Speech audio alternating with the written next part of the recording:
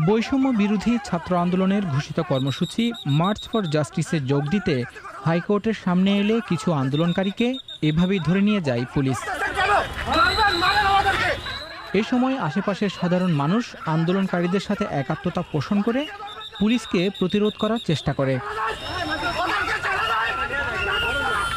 হাইকোর্টের সামনে আন্দোলনকারীদের পুলিশ বাধা দেওয়ার চেষ্টা করলে এক পর্যায়ে কোর্ট থেকে আইনজীবীরা রাস্তায় নেমে আসে এবং আন্দোলনকারীদের সাথে স্লোগান দিতে থাকে।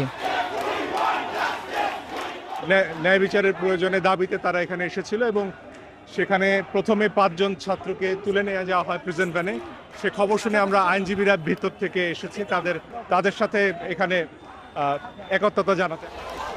ঢাকা বিশ্ববিদ্যালয়ের শিক্ষক ও ছাত্ররা মিলে দোয়েল চত্বর থেকে হাইকোর্টের দিকে মার্চ করতে চাইলে মাঝপথে পুলিশ তাদের বাধা দেয়। পরে দোয়েল চত্বরে অবস্থান নেয় আন্দোলনকারীরা।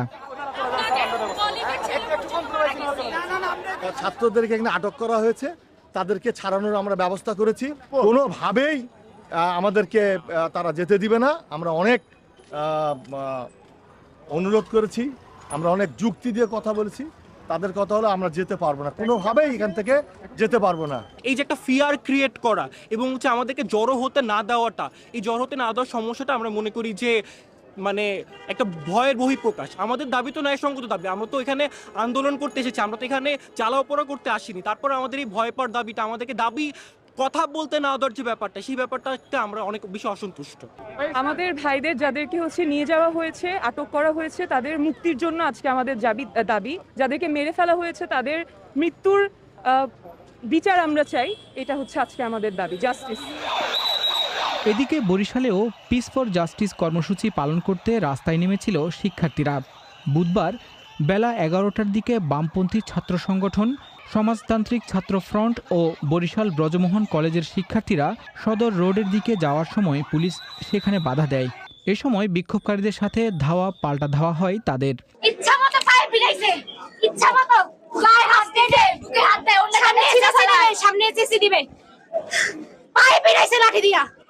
এছাড়া বরিশাল জজ কোর্টের দিকে আন্দোলনকারী শিক্ষার্থীরা জড়ো হতে গেলে সেখানেও বাধা দেয় পুলিশ।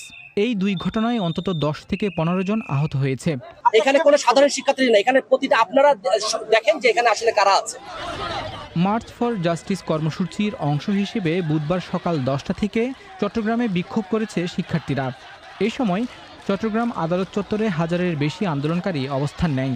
সেখানে বড় কোনো সহিংসতা না হলেও বেলা 11টার দিকে কথা কাটাকাটির এক পর্যায়ে পুলিশ কয়েকজনকে আটক করে, যাদের মধ্যে 3 জন নারী শিক্ষার্থীও ছিলেন।